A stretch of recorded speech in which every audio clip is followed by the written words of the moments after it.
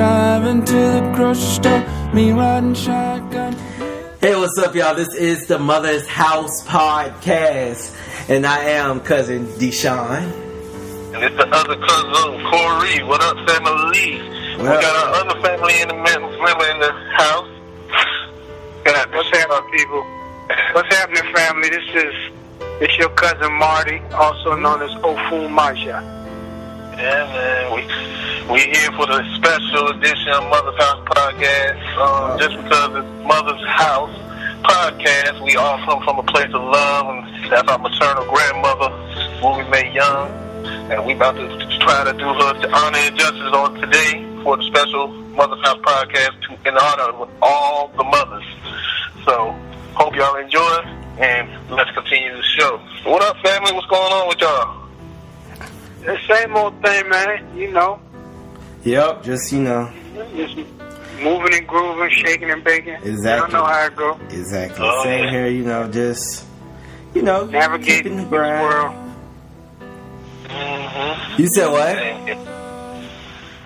Ofu Maja? I said navigating through this world. Right, yeah, me and you both. The day-to-day getting through, but it's all good, though. Right. Happy belated birthday, by the way. Thank you, sir. You got one coming up. I do. On Wednesday. Wednesday. Well, I tell you, y'all getting old. I know. I can't believe it. Well, I can believe it. I ain't getting old. I'm getting better. You know, old, better, speaking wiser. Of your birthday, do you know, Deshaun, do you know you was born on Mother's Day? Yeah, I knew that. I was born on Sunday. Oh, okay. Mm-hmm. Yeah, you was actually born on Mother's Day. I remember that.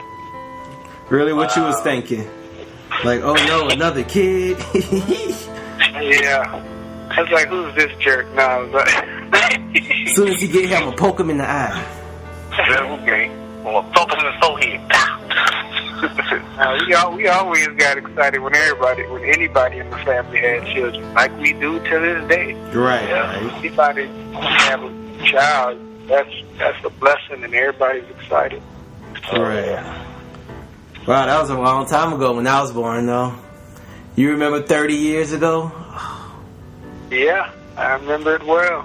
I remember when all y'all were born, but you don't want to talk about my age. I know, right? What else you remember? Damn. Yeah, man. Yep. So, let's first give a shout out to each of our mothers. Shout out to my mama, Brenda Joyce Young, Dash LaCane. I just want to shout her out. Y'all know Marty, you probably know the story of my birth. Yeah, but tell the people. Let's tell the people. Well, I was born. I already told it. Let them know. They haven't heard this one. I was born July 24th, 1985. And I was a premature child. I was supposed to be actually born September 28th. And so my mama had me, what's that, like 6 months premature? Like she had me 6 months early. And the story goes like... I think that's 2 months. Is it 2 months? Yeah, that's just 2 months. It's 2 months. Yeah. Quit dramatizing your story. 6 months premature. A baby can't be born at 3 months.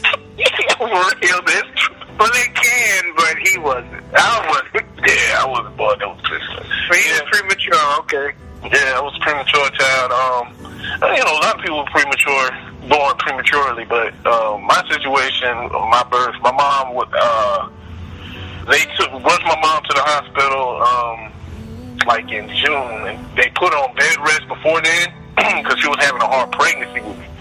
And when she got rushed to the emergency room, they realized that I was drowning in her blood, in her uterus. And it was going to cause me to die and her to die. So my dad forced the doctors to tell me, hey, get him out of there, because you want to either kill him and her, so get him out. So they ended up trying to wait all the way up to July 24th when I was born. They got me out of there. When they pulled me out, they told my mom and dad I wasn't going to make it. They told him that if he does make it, he's going to be slow, mentally challenged, and he won't be able to fully develop. So for 30 days, they had me trapped in like a bubble. You know them old school bubbles? They look like spaceships type of stuff. And they left me in there for 30 days, so I had no touch from no human life or nothing like that.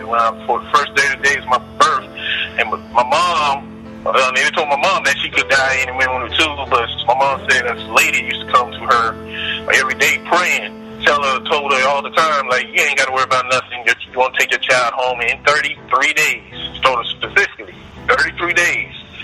You're going to end up taking your child home, and you're going to go home, and you're going to be just fine. 33 days passed. I was able to come home. My mom was just fine. My mom went back to the hospital trying to find that nurse that was telling her that. And that nurse was never been on the record, never been there, never heard of her. So my mom was like, that's your guardian angel. And during my birth, because I was born premature, they said I was developed slow. And I remember for the longest I wouldn't talk. I wouldn't talk with that because my esophagus wasn't fully developed, and now I'm on a podcast talking all the time. Oh, that's awesome. Now, I knew the story, but I didn't know all those details. I know, that's such a tearjerker. Bring out the violin. I know, but really and truly, it is a really awesome story. It really is. Yeah, it shows. It just tells me that I'm supposed to be here. I'm supposed to do something here. Right. And to get to the mothers, the mothers. See, that's your mother is the one who knew everything was going to be right, and it was motherly energy who firstly told your mother that everything was going to be all right. And it's also because of our grandmother. She has a bunch of grandchildren. I don't know the count, but and great grandchildren. But she's been to within when every person was born, within a week she was there. Mm-hmm. So you're talking about you got all those people, and you have all those people praying for you and rooting for you, and knowing that everything's going to be all right, and knowing the value of bringing children. Was she in Atlanta when you were born, Corey? I know you don't remember, but I don't remember. My mama said mother was definitely there. Mother was there with her the whole time. Also, did Brenda have to stay in the hospital for 33 days? Say that again? Yeah, she did. She did. She had to stay there too. Yeah, she had to stay there too. And Marty, you remember that? I don't remember. No, I don't remember it. I don't remember that detailed. I remember it being some difficulties at birth because this was in Atlanta, correct? Yeah, this was in Atlanta, Georgia. Tico confirmed that story to me too. He told me that a long time ago too. And see, I was in Savannah at the time, but I do remember mother being in Atlanta during your time of your mother, being pregnant. I was kind of young then. They wouldn't give us all the details like that, so we would be worried. Mm. They just let us know everything be all right, but they wouldn't be, they wouldn't give us all the details. Like I told a story that I was like I said, it took a long time for me to fully develop. So they put me in like special ed classes when I was like in kindergarten and first grade, and they thought I was going to be a slow child, but they realized I wasn't at all. I just didn't talk, and they were saying that my esophagus hadn't fully developed, and and I wouldn't speak right. I still kind of slurred my words and whatnot, and it's just interesting that they got all these scientists, these perfect scientists, these perfect doctors and everything. They try to tell you something, but you can't basically go based off of that. You know what I'm saying? Putting our children in special ed is a whole nother show. Maybe about 3 or 4 shows. Yeah, that's a whole nother show altogether. Oh, yeah. That's what we're gonna stick with the mothers and how. And why this day is so special coming up tomorrow, and why every day in African tradition and in our family tradition, every day it sounds like a cliche, but every day is Mother's Day. Every day has to be Mother's Day because mothers mean so much to our existence, to our communities, often overlook what they do, and it's sort of neglected to a point. But every day, the mothers in traditional African history, the mothers is held in high esteem. The throne is chosen, comes through the woman, through the womb. That's who's the head of the throne. It comes through the womb, but the man is the one that sits on the throne, but the woman is the one that creates the throne. So it's the mother. Everything is your mother. The lineage of your mother is very special in our tradition.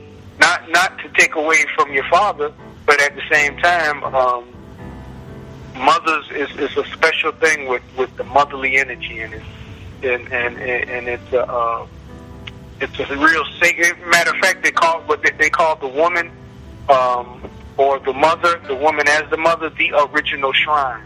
That's the original shrine of everything. It is the woman. So Mother's Day is that's why it means so much to so many people, because so many people can connect with it. Everybody has that thing. You only got one mother. I always love my mama. She's my favorite girl. You only got one. That's a heavy statement. Yeah, that's a totality, very totality. And based off of that story, man, and knowing that, we grew up kind of knowing that information. But it just, man, I appreciate my mama so much. I mean, through everything. First person to teach me how to read, first person to teach me how to walk, talk. Your mother is always going to be the first educator, your first philosopher, the first, right. Love, so, I got nothing. I can't express how much I appreciate my mom. And I want to, everybody want to do more for their mother. And, I think the best gift to give to your mom is, showing her that she raised you right. She raised you and whole, and that you always hold her dear and always walk with her in her honor. Right. Right. It's like the mom, they're the first everything. They're the first voice you hear. They're basically like the first protection, because you're in the womb. They basically give you protection. They're the first person to feed you. They're the first person to basically help you use the restroom, because you use the restroom through them. It's like they're the first everything. It's like your first friend, too. It's like your first best friend. I think the baby usually recognizes their voice when they come out. Yeah. Is that not true? I think that's true. That is very true. It's a high science behind the mother and the child. And a lot of the children you hear story after story about how when the baby comes out the womb, it's crying. As soon as he get with his mama, he stops. Mm-hmm. Because you got to think, just when you living inside your mama, you started inside of her. You grow out of her. She's feeding you, and you. That was your first room. Your first home. Yeah, that's your first room. Yeah. And so that is. I mean, it's nothing more. There's no bond that's greater in this world, and this is in the animal kingdom too, than the child and his mother.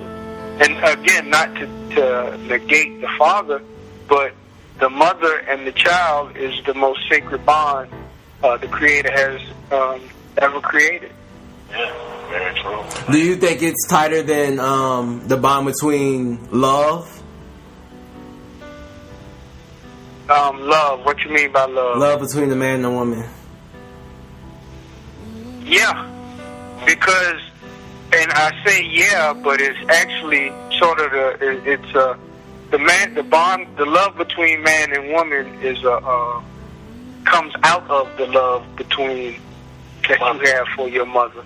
That's why they always, psychologists always getting people heads, and they'll say things like the relationship that anything that happens in your life, whether it's the relationship you have with a man or woman, any criminal behavior you may have, any kind of social a social interaction that you can or cannot do, they always related to your relationship with your mother. That's like psychology 101. They always say, well, what type of relationship did you have with your mother? Because it determines so much things in life, and love between a man and a woman is just one of those many things. But it's a major thing because that's one of your first interactions with another person.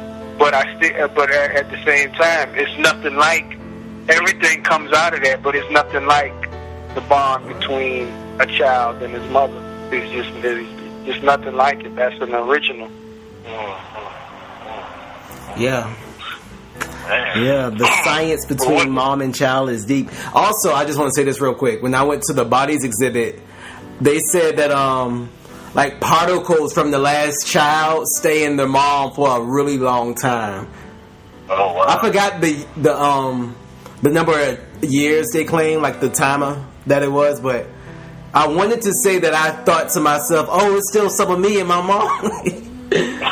It's a little funny. But that's interesting because, like, as soon as I was born, they told my mom she can't have no more children, right?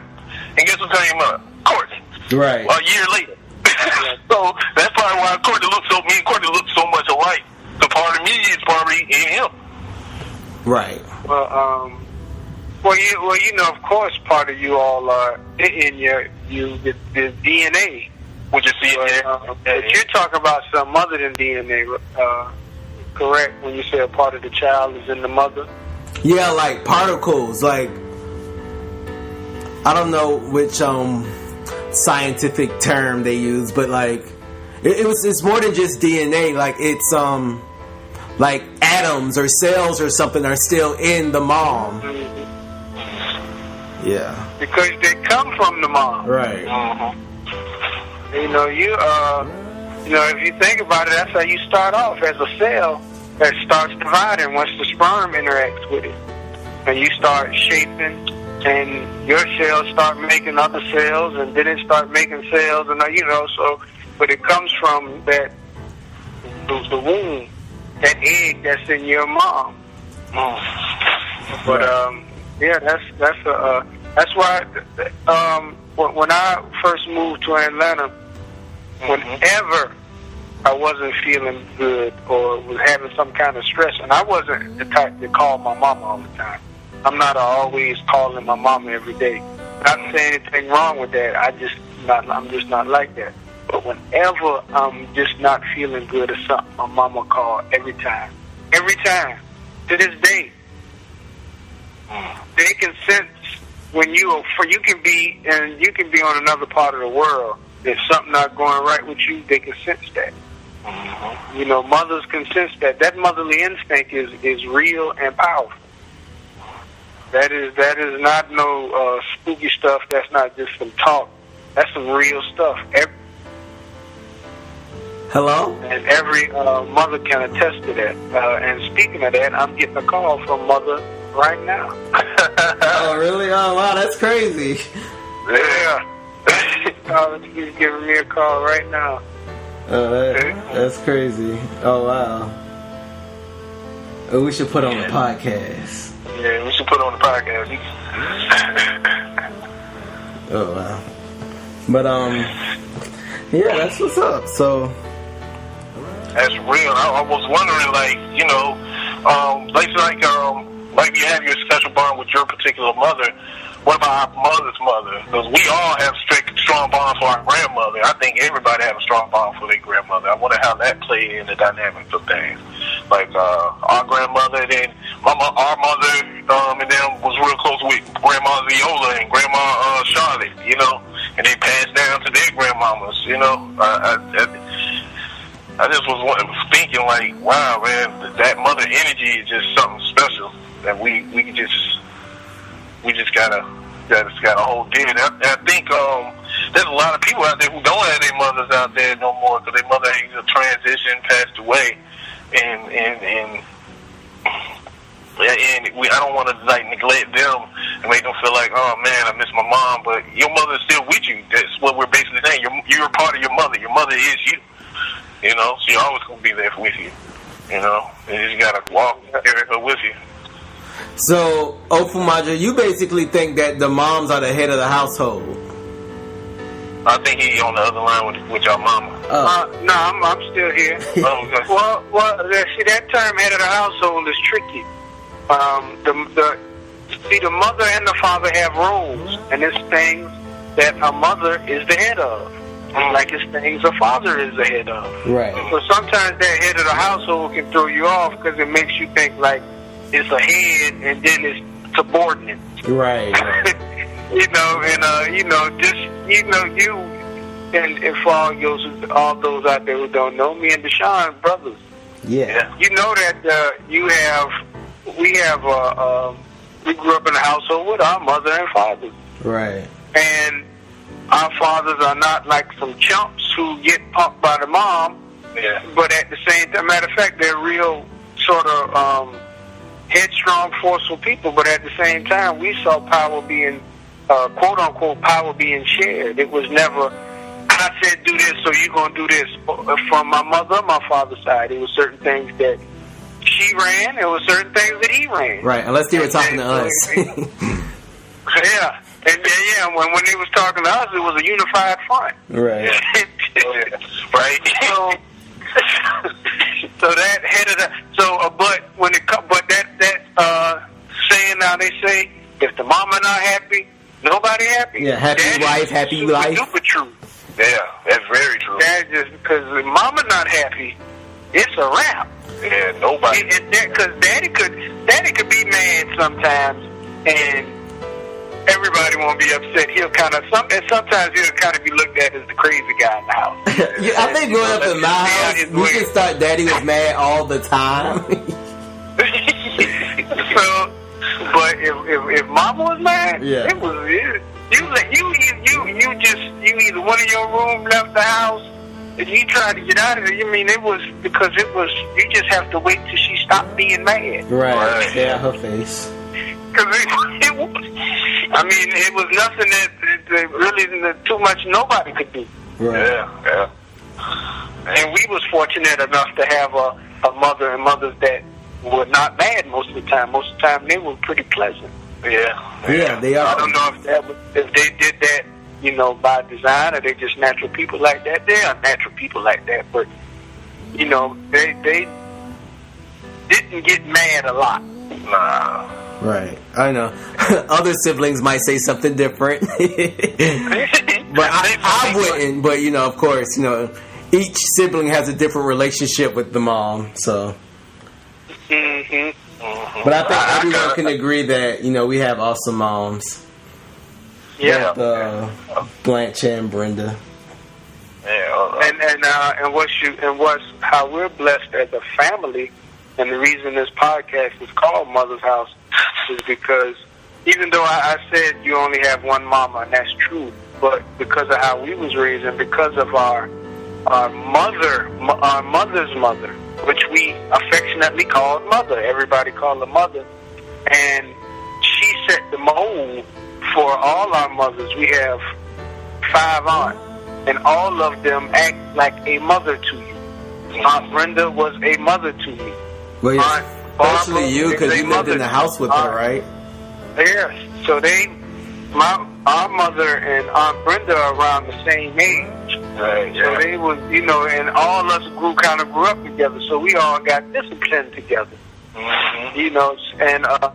But it's the same type of, if I go out of town and and go to any of the aunt's house, they treat you like you one of their children. And Right. they get that from the mother that they was raised under, and the mother that they was raised under, our mother's house, is the one who kind of laid down the law for all of this. She said it, because everybody's family does not have a great relationship with their mothers, Right. and grandmothers and great grandmothers. Right. Right. Yeah. I hear about it all the time. Yeah. So we was lucky enough, not to say that it was just all peaches and cream, but at the same time, for the most part, We had it pretty with good. a foundation that mother laid down, and also mother foundation. She laid down a foundation that we know about, but she had a foundation too that she got from Grandma Charlotte. Right. Oh yeah. Grandma Charlotte was, and Grandma Charlotte was her. Grandma Charlotte wasn't her birth mother. Mama Ziola gave her a foundation too, but Grandma Charlotte would be her stepmother. And Grandma Charlotte was very similar in how she would lay down, and that she had a vision for family future. So she Okay, would lay down pause. a family structure. I didn't know Grandma Charlotte was mother's stepmama. I thought that was sorry. Mother-in-law. I'm sorry. Oh, okay. I was about to say. I was like, what? Wait a minute. I'm finding out stuff. That's her mother-in-law. Yeah. I apologize. That's our granddaddy's mother. Grandma Charlotte is granddaddy's mother. Granddaddy's sweet. Okay. But yeah. So I apologize for that. Grandma Charlotte, kind of Jews. Her mannerisms and her structure and the way she conducted is a lot. Mother is a lot similar to her. She was a visionary as far as family and family structure. But she planned. She planned in legally with paperwork with how she. If you ever get a chance to talk about Charlotte, she'll break down to you the things that Grandma Charlotte did, and I don't think Grandma Charlotte graduated from high school. Well, I don't want to say what her education level was, but I know her it wasn't considered that high. But she had enough she had enough foresight to see that you have to really put together your will properly.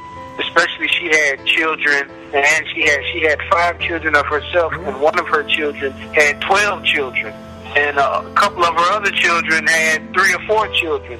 So she had enough foresight to put all of that into the will, and to have where everybody could get a copy of it to see it, to make so nobody can say I can do this or I do. So she had enough foresight to do that. And his aunt Charlotte talks about her having the land, losing it, and then buying it back again.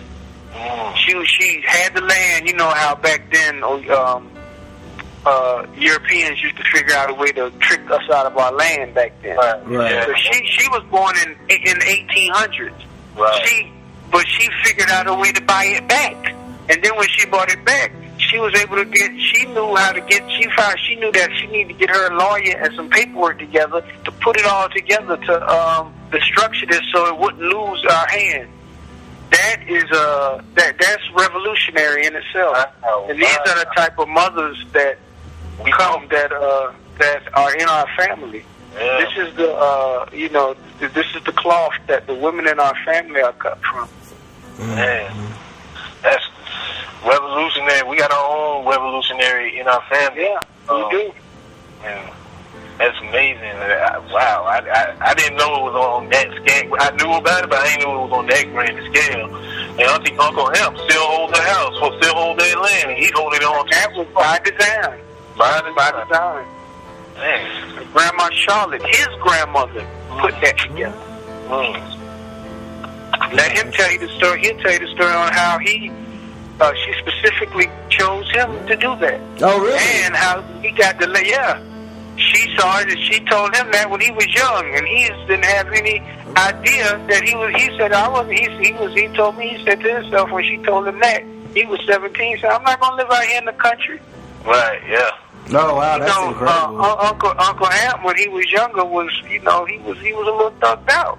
Yeah. I've heard stories. She threw her and then she was and all our mothers too, and mothers in general. There's a certain spiritual power that they have. They have visions. They have that woman's intuition is so real. That woman's intuition is some of the most powerful. And I say this in the African sense, witchcraft there is. Yeah. And I'm saying that not as a negative thing. A craft of, I'm saying it as a type of spiritual craft. Yeah. They can tap into things that other people can. And this is all women in general, but especially, certain women that understand that and they embrace that and they have a certain character where they're not going to use it for evil. Most of the time they really tap into it is something to help their family with, something to help their children. because that's a mother's driving force is their children. You know, I want, and that's still the case today, even though some may have been distracted by all these different distractions and other things that they're out today. But the core of a mother's push is her children. I mean, the children make her a mother, so make her a mother, exactly. Yeah, exactly. If she go through a whole transformation, once that child gets what's the word I'm looking? Is it conceived? Once conceived. That's it. Yeah, once that child conceived, her body starts to go through. Her body starts to release all kind of chemicals and hormones and stuff that she's never even. The scientists can break it down as much as they can, but there's still some things that they don't know. It's all kind of things that start to go on once she conceives. Yeah. It just release, and she goes and she transforms. She turns into a whole other person. I know I got a lot of homegirls and that I went to college with, and I would never thought they used to be like, oh, I ain't never getting pregnant. Right. As soon as they got pregnant, they changed. Like changed completely to being like a real strong, great mothers. You know what I'm saying? Their whole attitude changed, their whole mentality changed. And, right, yeah. Yeah, kids change you. Yeah, man. I never thought I would. I don't have any kids, and I never thought I would have kids. But I've always thought it was really incredible how kids, just how a mom and just life in general is probably one of the most magical things ever to me. In the planet. Just how a child comes out of a person, it's real magical. It's almost make believe. Yeah. It's like the closest thing to some magic comic book stuff I've ever. And I think that there really is, like. That's the model, the way that we are conceived and born. That's how the universe was born. That is quote unquote God. That's the creator. The creator. Something's being created. Yeah. And that shows you why. That shows you why. Even though you always, a lot of religion in general emphasizes the one God, the one God, the one God. But creation is dual. It's a duality. Yeah. Two things. You need feminine principle, masculine principle. A positive and a negative. A negative doesn't mean bad. Negative just means the opposite of positive. In electrical terms, you got a negative charge and a positive charge. This is just what life is made out of. But you got all these things going on in the universe, this, that, and other. But for a child to be conceived, you need a positive and a negative, with a mother and a father, energy coming together and giving a little part of each other. The male gives a part of himself, the female gives a part of themselves, and magic happens. That is the most. That is creation. That's in African tradition. That's how the Creator created the universe. Wow. It's a conceptualization he had, like a big bang, and then the same process that occurs with almost the exact same process that occurs in a woman's body is the same process that occurs in the universe when a new universe or a new galaxy is born. It's a similar process. Matter of fact, it's almost the same process. It's the exact same process.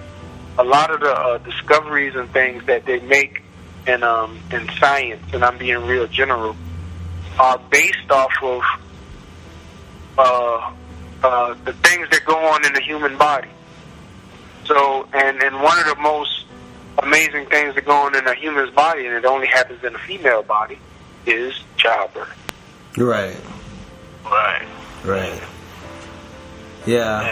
It's like, It's one of those things that I don't think the human mind will ever be able to completely understand. The whole, and that's what makes women. It's a certain understanding about certain things that women have. A man could never really understand childbirth. Right. He can't give. Not saying that he can't empathize with the woman, and not saying that he is any lesser. And that's another thing I don't like to get into. Who's, the female stronger than the man, and the man more important than the female. They need each other. Right. They both have their roles. They both have their roles. So we keep the conversation on that level. But now we're talking about mothers, and so we want to express her greatness and her significance and her. It's a certain level of. I heard one of the elder break it down like this before. They said a male is physically stronger, but a female is biologically stronger. Yeah, that makes sense. I can see that. That makes sense to me. It's she has to levels be. of pain that she can endure that a man just couldn't. Yeah. We don't give birth. There's so many things that. But it's certain levels that But again, that's why. Right, you take all the things we're saying about mothers, all right, and we're male. All of us are males. So now we gotta you ask yourself, well, what's the male role? The two things that male's supposed to do is provide and protect. Right. Yeah. And those two things are so important to him because who are you providing for? You're providing for the mother and the child, and you're protecting her. And a lot of the problems in our community comes from the fact that we haven't provided or protected. We haven't provided the proper, the proper food, clothing, and shelter, the basic things. We haven't provided them. That's a whole bunch of social reasons why, blah, blah, blah, blah, blah. But when those things are not when you don't do those two basic things, and we haven't protected them, we haven't protected our children from predators, we haven't protected our women from predators, we haven't protected our women from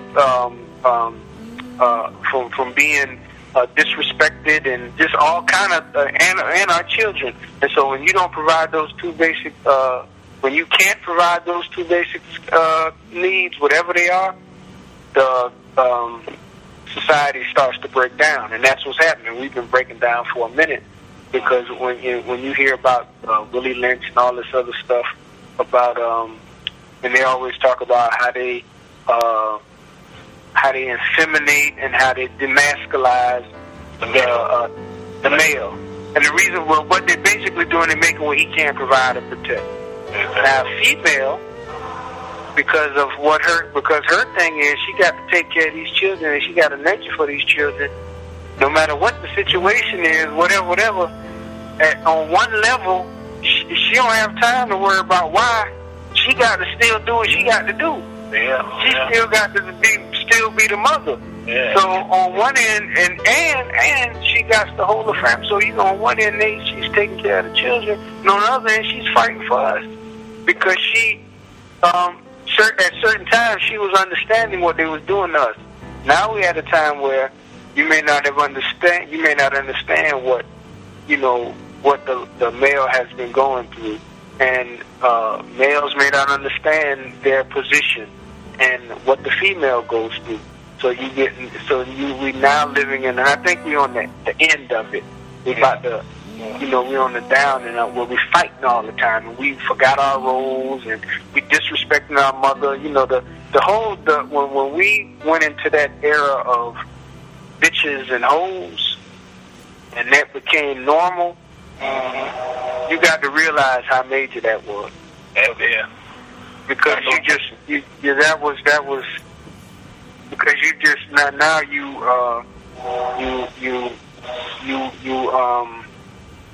spitting on the womb that you came out of. Yeah. And that was like, do you think that was like the 80s, right, when gangster rap kind of came into play? Yeah, that was like the NWA kind of. You know what happened? The drugs when crack hit hard. Mm-hmm. When crack hit hard, that kind of a lot of that brought a lot of disrespect for the females, because a lot of females disrespected the drugs took over, and they was doing all kind of things for the drugs, and so that brought disrespect. You know, a woman that's on drugs is a little harder than a man that's on drugs. Yeah. You know, so and that brought about the it's the crack era. Even when heroin and stuff was big in the 70s, it wasn't as many women cooked, and you still was getting a sister this, sister that. You know, you wasn't a bitch in a hole. If somebody was saying that, they was really on some. It wasn't just common talk. It was some. You know, it was a real bad dude, or you know, a certain type of evil, or it was like a really fight. That woman done really did something that, you know, really, yeah. And then when we start adopting these terms on the regular, it sent us into where we are right now. So basically, words have power. Words, power. Yeah, words definitely have power. Yeah, and these are words. These are words that we adopted. Bitch, and the term bitch. That wasn't something that Africans use. People associated with us now. The Too Short made it real famous. Yeah. But that would be the equivalent, like what's the term that Europeans use a lot now? Like saying something like you're a cunt. Yeah, I was going to say cunt, but I didn't say that. I didn't want to say that on the Mother's Day podcast. My language, but that's just to show you that that's what it comes out of. It comes out of that. So think of a crazy European, a crazy white boy talking crazy, and us taking some of their terms and just using it over and over, and then people kind of forget, and then they start associating it with us. That was that term, B-I-T-C-H was. That wasn't a term that we was just throwing around loosely. So that's where the divide between the black men and black women, why we see so much infighting between the black man and black woman today, where the relationship is not developing. We ain't creating as much families and values from back then because of hip hop. Could we say because of hip hop, or could I wouldn't say hip hop. It was I'd say hip hop was sort of the mouthpiece at the time for it, but one of the main reasons for that era, the 80s, was crack. Yeah. Crack was a major deal.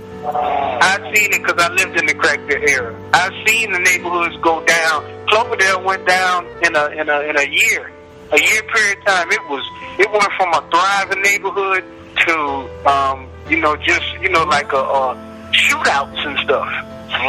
And one of the, if you hear anybody from anywhere in the world talk about crack, you will always hear them say the girls who were the prom queens, the girls who was the ones that was the most beautiful and all, they got turned out. You always hear about the women getting turned out. Right. And so the women being turned out, to get back to Mother's Day, when you're a woman, who is the original shrine, which is the heartbeat of the city. And what did we say earlier? If the woman, if Mama's not right, if Mama's mad, everybody's mad. So if Mama's not right, nobody's right. So Mama ain't been right. So the entire community was not right. But at the same time, are we talking about these women that got hooked on crack, that was having crack babies, this, that, and other? The people that kept that together was the mamas, the grandmamas and stuff. They was the ones that was taking care of the children. But we're coming out of that time now, and it's getting. I think people it's about to come back around, but not to get too much off the subject of the mothers. But that was a major blow to our mothers, right? And that kind of set up the times that made it, and what Europeans do, they play on, when there's some type of problems, they play on that, and then so we was able to play on to the, they was able to push certain images in the media, and these certain images have kind of lingered and still around and proliferated, and so now you got the different types of images of women and behavior of women that's not at all what the mothers represent. And it's an energy, it's a force known as the mothers in African spirit. It's a spiritual force. And this spiritual force don't like mothers acting other than being mothers. And this is one of the most, if not the most powerful spiritual force out there. And it can, if this force get angry, it causes things to happen. It causes things to have earthquakes. It causes, it punishes, it purges. It's a lot that can happen when you upset this energy. And this is the primordial energy that all mothers are connected to. And this energy attacks people that attack the mothers. You think you get away. This energy will when you heard the thing. If you do your woman wrong, nothing ever gonna go right for you. Yeah. But this energy also attacks mothers who don't live up to what they're supposed to do. Mm-hmm. So this is what we are recovering from, and this is some of the things that's been set into motion. And I think we're in I think it already peaked, and we're in the dying stage, and people are starting to come back, where they're starting to be more motherly. And then if you were lucky enough to come from families like ourselves, they maintain their motherhood and strength within all of this. What's holding the African community up now, the reason it ain't totally gone, is the mothers. Yeah. I've always heard, well, I haven't always heard, but I was listening to one podcast, and they say you can tell the status of a race by how they treat their woman. Yeah.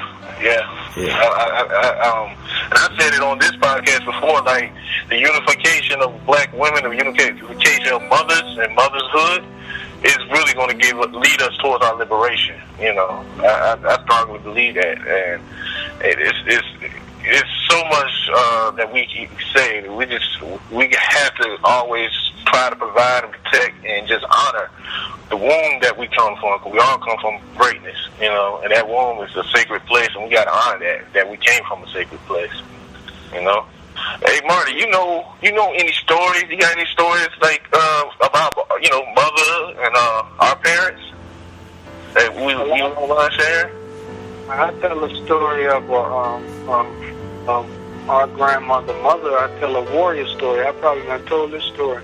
Yeah. We always talk about a lot of times when you hear about mother, our mother in particular, but mothers in general, you hear about the sweet nurturing side. Yeah. But mothers are warriors. Oh, yeah. Because, matter of fact, mothers are the fiercest warriors out there. In the nature world, the biggest, baddest bear or lion in the world go up against a female bear or female lion against any other time, he could kill her easily. But if she got children, she's the fiercest warrior out there. Okay, I say that to make this point. This is what I saw one time. Our grandmother was one of our neighbors. He used to do some illegal stuff. It was this house in between our house, and stuff that he would steal, he would put into the empty house that was in between our house and their house. And our grandmother was talking to him about it. She wasn't fussing at him about it. She was basically telling him, you need to be careful. He was listening. He wasn't, because he knew that she was talking to him from love. He was listening. He wasn't fussing. He had a crazy girlfriend. His girlfriend was from Philadelphia. She was just crazy. She represented that unmotherly energy. Mm-hmm. Her head was all twisted up. I was young, but more than likely the way she was acting, it probably was drugs or something. But she was very unmotherly. Let's put it that way. She sees my grandmother her elder talking to her boyfriend, she gets in my grandmama's face, cussing and fussing, talking about, you don't need to be talking to my boyfriend like that. Our grandmother, mother was a little lady. She probably was about 5 foot nothing. Yeah. And maybe $140, if that. Little. She was real little, but strong. I don't know if anybody know how strong them people who are that from that time age that live in the country, they got this natural strength. You know, and I'm not talking only metaphysically, I'm talking physically. She put a grip on you and they'd be strong. All the people in the country had this thing, right? Extreme. Right? But the little lady, and I had to be about 8 or 9, and I was the only one there with mother, and I was just kind of looking. You know, I'm a little kid, I'm just looking. And she getting in my grandma's face cussing. I ain't never seen nobody cuss at mother, period. This woman, as a young, crazy-looking lady, she just cussing, be this and be that. Mother ain't went. Mother went and turned into another person and got in that woman's face. She spit off a line of cuss words so fast, and she said and got in her face and got up in her face like, she got in her face to where she was like, if you cross this line, she didn't say it, but the way she got in her face, that if you cross this line, I'm about to put one of them horse holes on you. Mm-hmm. And the girl was still cussing, but she backed up. Mm-hmm. She was, you know, when you get in somebody's face about to fight, yeah, you know when it is, right? And you know when, but she was still trying to talk this and that, but she backed down because she didn't see it. She didn't see that coming, and that's just to show the side. And her boyfriend was fussing at her for talking to mother like that. Yeah. That shows you the warrior. Even some of the most gentlest, or what would be perceived as timid women, when it comes to protecting their children or just standing up for themselves, it'll come out of them. Mostly all the warriors, it's a woman behind them pushing it. Shaka Zulu, one of the greatest African warriors of all time, it was his aunts and mama that was pushing him to be the warrior. You know, there's always they talk about in the Orisha world, you talk about Shango, who's considered one of the greatest warrior strategists of all the Orisha, and represents that. It's Oya, the one they said that be pushing him to fight. Be like, come on, you gotta get out there and fight. That's and a lot of ancient stories, African stories, it's a lot, and I think, and that's one of the differences. That's another thing I want to say. That's one of the differences between African society and European society. European society burned their women at the stake. Yeah. Muslims, nothing against, but not only Muslims, but any religion that they real hard on their women. Christianity, Muslim, they kind of hard on the women. They are, and we are, and Africans. It's never been we've never been that hard on women. It's always been like the same. You wouldn't be stoning no woman to death. No. You know what I'm saying? That's not and even if she did want to commit adultery, whatever, she wasn't getting stoned to death. She would be seen as somebody that made a mistake, like a man might make. Yeah. It was in traditional ancient African societies before colonization, the woman was not a second-class citizen. Right, yeah. Because that was the most honored thing in the society, was the woman and her woman. Again, like I said, she was the one that made the crown. The throne had to come through her. In Kemet, when they show pictures of in their hieroglyphics, when they show a picture of the queen of the one of the netches, that would be like a deity of the queen of. They show a picture of a woman and a throne on her head, meaning, and that's the symbology for the queen, meaning that the throne comes through her. It says it's on her head. when they show the male pharaoh, he's sitting on the throne, but she has it on her head. So that in itself shows you, even in ancient Kemet, the type of symbology of, you know, the type of reverence that was held for the women. Yeah. And then we got to get back to that. And reverence is not being a sucker. And reverence is not just seeing something that's weak or kissing butt. That's something different. And you being a sucker, that's not African, and that's not what we're talking about. And women don't like that. No. Our mothers and grandmothers did not raise us up to be kiss-ups or yes men to any woman. Respecting them to nobody, period, yes. But respecting a woman and having reverence for a woman, because you understand what she got to, you understand that certain things you got to fall back on. You know what I'm saying? No matter how masculine and aggressive you are, you know, there's just certain things that is just not your arena. That's interesting. That's man.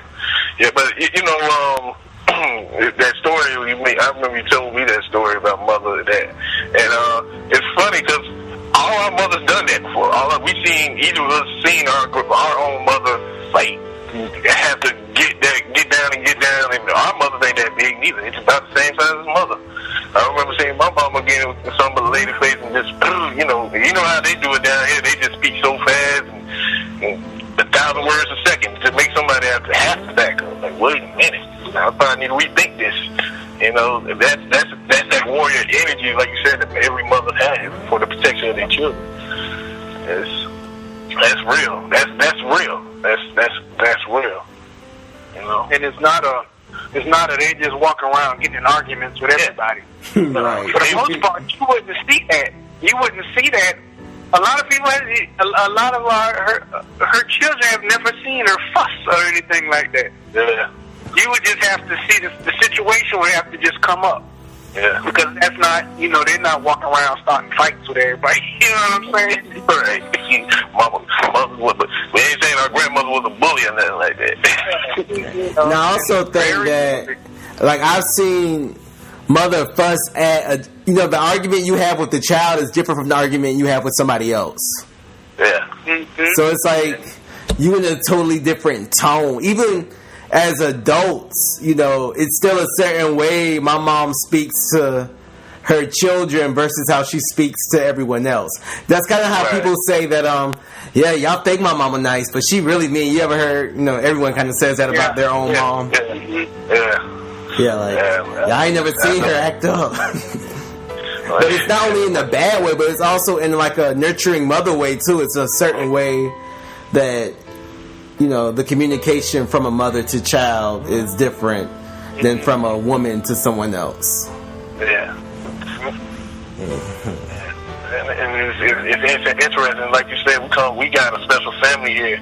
So we got, like you said, all our aunts and aunties and parents are all mothers. And anytime, say for instance, I did something wrong, Auntie Blanche may fuss at me, and just like my mama would, or Auntie Barbara, Auntie Charlotte, Auntie Helen, even Auntie Mildred. The mothers that's married to our uncle. So we just had something special here, and I just appreciate our mothers, man. They hold everything together. I mean, they just do. That's just what they do. And that's probably why it gets neglected, because they just they do something that if you kind of sit and think about the things they do, this is something that's like some supernatural type stuff. Yeah, and they do it all the time. Very supernatural. That's how I felt about women giving birth. It's very supernatural. Right. Yeah, it's like the closest thing to supernatural that that's real. Yeah. And then on my mother level, things that I take from my mother, something that I would that I always appreciated that my mother did is that she raised me in a way where I can kind of grow as a man without she it's like she gave me enough rope to hang myself, so to speak. She let when I got up to a certain age, it's like she understood that, okay, I got to kind of lay back a little bit and let him be a man and let him grow into a young man and not baby him too much or not be too I gotta let him grow. I gotta let him kind of figure it out on his own without being too sheltering. Well, that's one thing I appreciate about my mama, because she let me, but still loving at the same time. So it's like it's like instead of you outside playing, instead of her being out there making sure you don't fall and whatnot, she kind of sitting on the porch looking. And if you fall, she'd be like, "Get up, you're all right," But if it is something major, she's right there. Mm-hmm. But and that's something I appreciate from my mother and the other mothers in my family too. I've seen mother on a couple occasions that she chastised us. At one time she was chastising me and a couple other cousins, and we was it wasn't me, I can't remember who, but they was crying, and she was after she comforted them about crying, this, that, and other, and it was like about something small. And after she comforted them, she told them, well, you can't just be crying like that. The men can't be just crying for no reason like that. Right. She was, and not in a way that said, you gotta, you don't be a little punk. She was saying it in a way that was real, like, if you can't cry because people tease you, because people gonna tease you all the time. Right. So you got a certain level of toughness that you're gonna have to develop to deal with people teasing you, because that's what they do. Yeah. And then she started, and she would do stuff like she'd tease me or tease Tico or tease the other cousins around. That would show that she ain't that big a deal. It ain't. It's not. Because I believe it was she was talking about. I think it was Cedric. He had on some shoes, and they was teasing him about his shoes, and I think he might have cried about it when he was young. And mother, she comforted him about it, and then she told him, basically like, you can't when people tease you about stuff, you can't just cry all the time.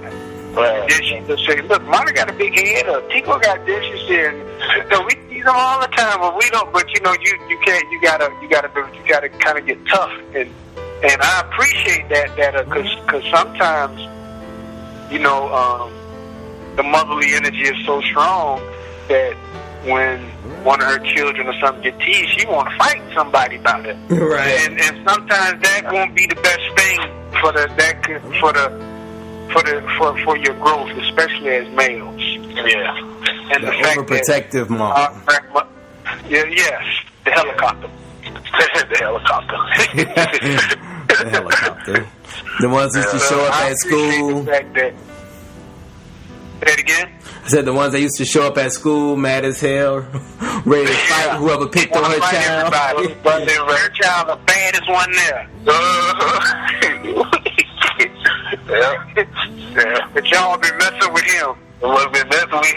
Right. I've been bullying my son all this time. Now I'm here. What's up? Yeah. Oh man. Yeah. That's true. Man. So I hear you, Marty, when you say that's what you appreciate most about it. I mean, my mama did the same thing. I remember when the time I shoot.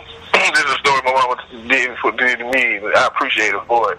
I was about 6 years old. I think I was about 6. I had been about 5, 6 years old. Couldn't tie my shoe. My mama got tired of me not to be able to tie my shoes. Bro, it was a story about Tico. She was talking about Tico. Tico the one told me this story. And I think you know this story too, Marty. I know this story. Yeah, Yeah.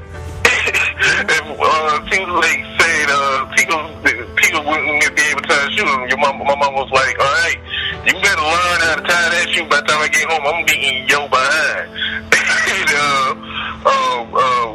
And I think was it you or Mark or Craig? It was me. We figured out. Me and Tico figured out how to tie them shoes. And it was Craig. I was there. Craig showed him how. Okay. Yeah, Craig. But I was there. I remember him tying it, and I was like, I don't think that looked right. we was real young.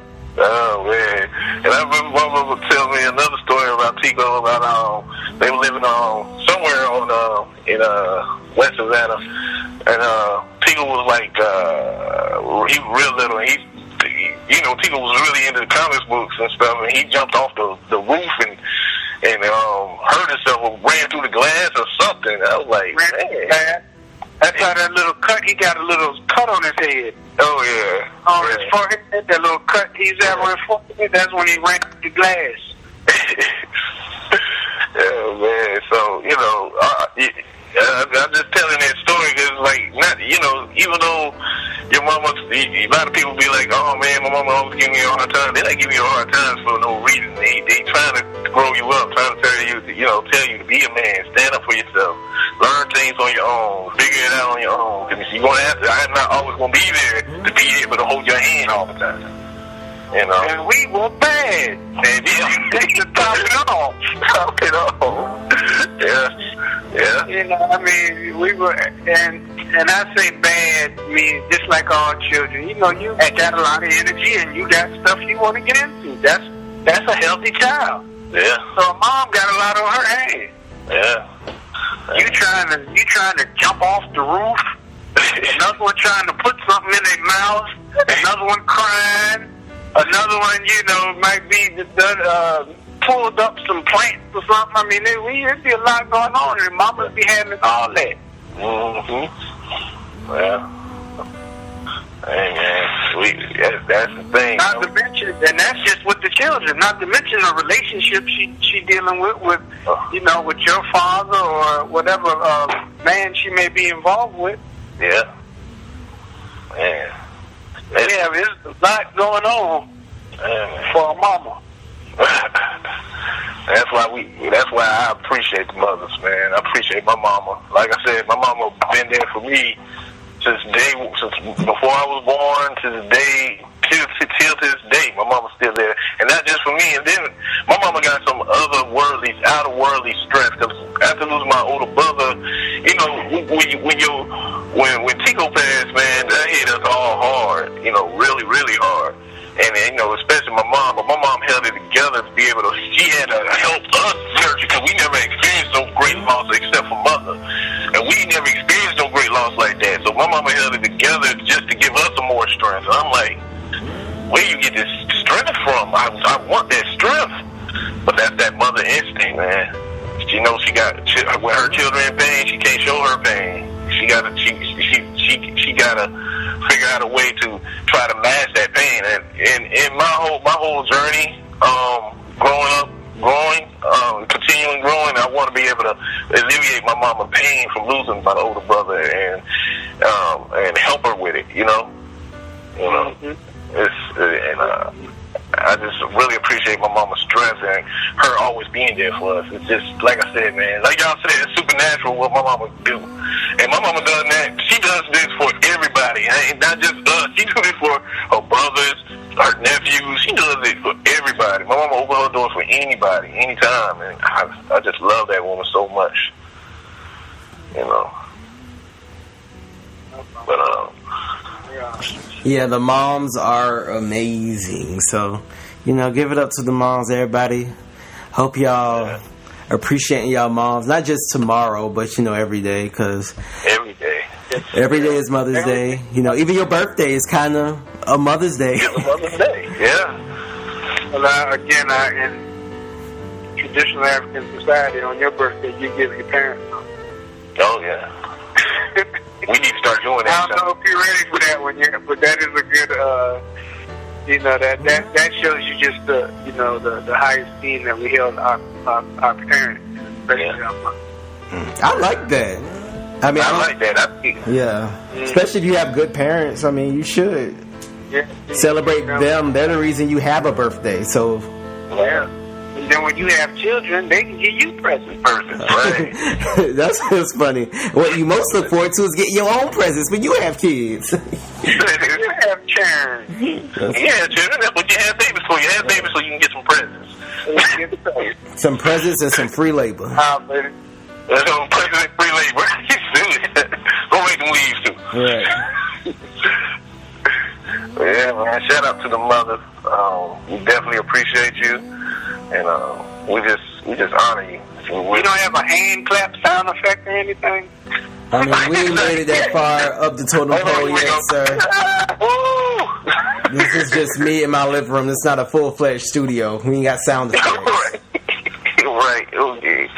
We ain't DJ Khaled yet. Right. This ain't the Breakfast Club. We trying. We working. We building. And it's all through. And like I said, remember I told y'all I had a dream. Yeah, there you go. Right. But I had a dream. Mother's the one that kind of got me amped up about this podcast because I had a dream. I was in the shower and Mother came to me in my dream telling me to push with this show because it's gonna be great. But we just had to go at it with full force. And I'm talking about our grandmother. I'm talking about Ruby Mae Young, mother. She came in my dream. This not even 3 months ago. So that's why I really like this show. I really love this show, and I think we're trying to build something here. And I believe it deep that the ancestors really approve of it, and we just grinding and pushing. So, man, shout out to all the mothers and all the mothers who have transitioned. Shout out to you all too. Rest in peace, Afeni Shakur. And peace always. You got any last words, Marty? I just, shout out to all the mothers, just like you said, to, our grandmother, to my mother, Blanche Young, shout out to her. All the women in my life, from my mother to my wife. Yeah. And shout out the great mother, the great spiritual mothers, Yemoja, Oshun, Oya, Oba,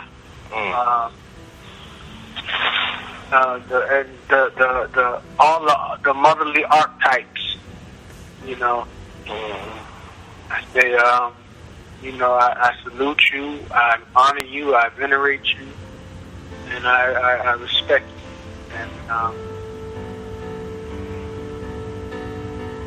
and we love you, all the mothers. Yeah, we love you, dearly. And we will protect, provide, and fight and die for you. Truly, honest, for real. Thank y'all for listening. This is the Mother's House Podcast. Stay tuned. We may have some more coming in after this little segment. But thank y'all for listening. This is Mother's House Podcast. My name is Corey. And I'm Deshaun. Peace out. And I'm Ofumaja. Odabo. I will not raise my daughter differently than my mother raised me. The rearing I got from my mother, words cannot express. I could live in any time, I could live in any country, I could live on any planet, and I would be fine. What was the key? What did your mother know? What truth was coming through your mother that's going to come through you to your daughter? My mother gave us aphorisms to learn as children. And there are two that stand out foremost in my mind. One is, the inner reality creates the outer form. I learned this when I was in grade school. I was very young. And the other is, the universe bears no ill to me. I bear no ill to it.